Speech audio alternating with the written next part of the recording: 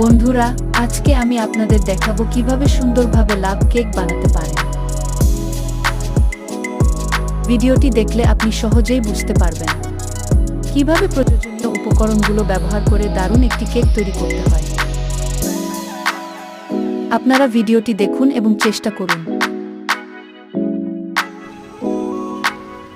ভিডিওটি ভালো লাগলে অবশ্যই লাইক এবং সাবস্ক্রাইব করুন।